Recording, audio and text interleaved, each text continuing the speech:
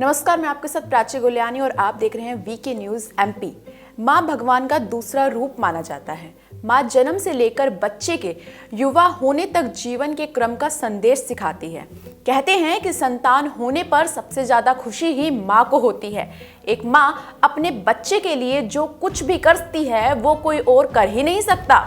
माँ बच्चों को बाहर की दुनिया के लिए तैयार करती है, उसे सिखाती है कि बाहर उसे हर तरह के लोग मिलेंगे, कुछ उसकी मदद करेंगे तो कुछ उसकी जिंदगी में मुश्किलें खड़ी करेंगे। ऐसे में तुमको अपने ऊपर भरोसा रखना है और अपने सपनों को भूलना नहीं है। अपनी मंजिल पाने के लिए बच्चों को खुद पर भरोसा करना ही माँ सिखाती है। बच्चा जब दुनिया में जन्म लेता है तो कुछ रिश्ते उसे उसके परिवार वालों से पहले ही मिल जाते हैं, लेकिन कुछ रिश्ते वो अपनी पसंद से बनाता है।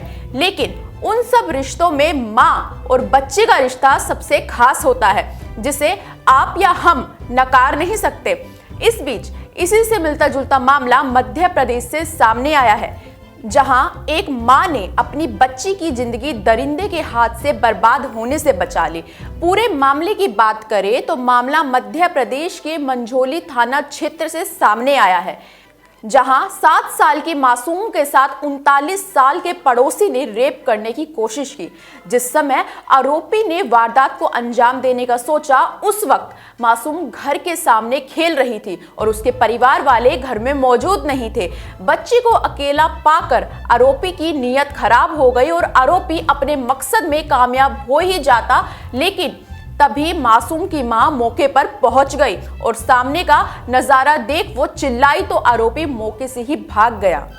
वहीं मिली जानकारी के मुताबिक थाना क्षेत्र निवासी मासूम के पिता सुबह मजदूरी करने के लिए निकल गए थे। मां भी मोहल्ले में चली गई थी, जिस कारण मासूम घर में अकेली थी और घर के बाहर खेल रही थी।